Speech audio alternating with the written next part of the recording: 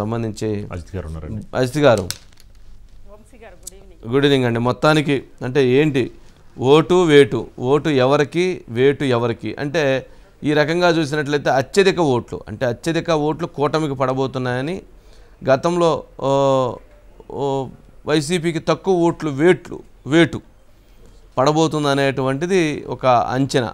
ఏమంటారు వంశీ గారు? అంటే దాదాపు ఒక 15 రోజుల నుంచి ఆంధ్రప్రదేశ్లో జరుగుతున్న పరిణామాలు చూస్తుంటే ఖచ్చితంగానే ఓటు కూటమికి వేటు వైసీపీకి అని అనేది దాదాపు అర్థమైపోతూ ఉంది. అందులో నిన్న జరిగిన ఉద్యోగుల ఓటుకు సంబంధించి కానీ ఆ తర్వాత వాళ్ళ అభిప్రాయాలు వాళ్ళు బయటకు వచ్చిన తర్వాత లేదా ఓటింగ్ సందర్భంగా అంతా చూస్తుంటే కూడా జనరల్గా ఉద్యోగుల ఓటు అని అనేది అత్యంత ప్రభావవంతమైన ఓటు వంశీ గారు. సమాజం మీద ఇన్ఫ్లుయెన్సింగ్ ఓటు అని అంటారు ఉద్యోగుల ఓటుని. ఉద్యోగుల ఓటే ఖచ్చితంగా ఈసారి కూటమికి అనుకూలంగా పడి ఉంటుంది అని అనేది. ఎందుకంటే వాళ్ళు బాగా ప్రభుత్వానికి చాలా వ్యతిరేకంగా ఉన్నారు. అందులో అనేక మంది అసలు స్వాతంత్రం వచ్చిన తర్వాత ఇంత ఉద్యోగస్తులకు వ్యతిరేకంగా ఉన్న ప్రభుత్వం మా చరిత్రలో లేదు అని చెప్తూ వాళ్ళు అవుట్ రైట్గా ప్రభుత్వాన్ని వ్యతిరేకించారు వంశీ గారు. ఆ వ్యతిరేకత అనేది వాళ్ళ పోలింగ్ సందర్భంగా కూడా కనిపించింది అనేది అందరికి కూడా అర్థమైపోతూ ఉంది.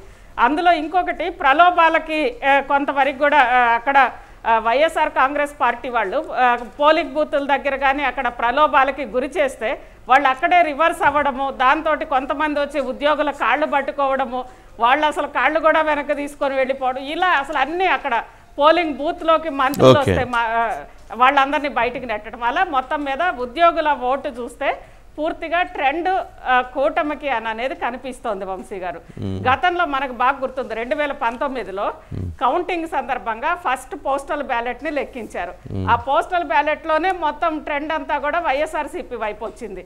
అదే రిజల్ట్స్ చివరికి వచ్చేసరికి వచ్చింది వంశీ గారు. కాబట్టి ఉద్యోగుల ఓటే ఎప్పుడు కూడా శాంపిల్ అని అనేది మనం అనుకోవచ్చు. అదేవిధంగా ఒకటి ఉద్యోగులు ఇన్ఫ్లుయెన్స్ చేసే ఉద్యోగులందరూ కూడా ప్రభుత్వానికి వ్యతిరేకంగా ఉన్నారు. దాంతోపాటు ఉద్యోగుల్ని కానీ వీళ్ళందరినీ ఇంత అశ్రద్ధ చేయడానికి ప్రభుత్వం కారణం ఏంటంటే వాలంటీర్స్ వంశీ గారు. వాలంటీర్స్ కానీ సచివాలయ ఉద్యోగులు కానీ వాళ్ళు కూడా ప్రభుత్వం మీద రివర్స్ అయ్యారు వంశీ గారు. ఈ మధ్య కాలంలో మనం అందరం చూసాం.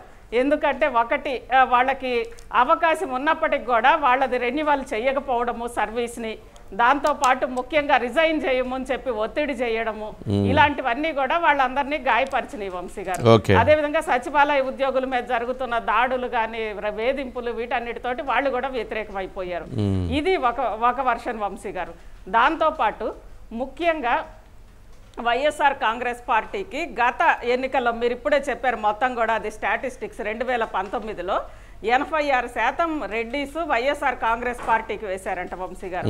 అదేవిధంగా 77% వరకు కూడా ఎస్సీలు వేశారు.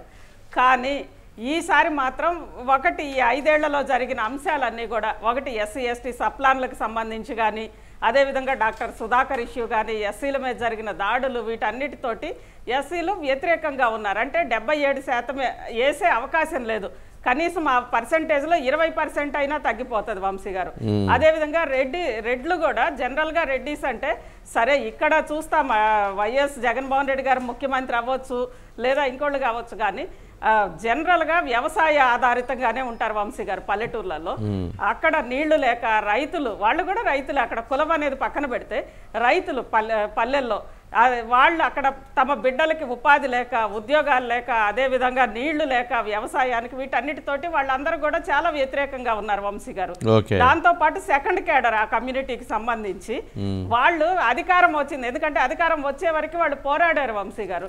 ఆ పోరాడిన వాళ్ళకేం లేకుండా చివరికి వాలంటీర్లకో ఎవరికో పెత్తనం అప్పగించారని ఆ సెకండరీ కేడర్ వాళ్ళు కూడా వ్యతిరేకమైపోయారు. సో రెడ్ల ఓట్లు కూడా 86% పడే అవకాశం లేదు. ఎందుకంటే 2019లో తొలిసారి తెలుగుదేశం పార్టీ పెట్టిన తర్వాత కేవలం 7% రెడ్లు మాత్రమే తెలుగుదేశం పార్టీకి ఓటేశారు వంశీ గారు. అదే వైకాపా విజయానికి అది కూడా ఒక కారణమైంది.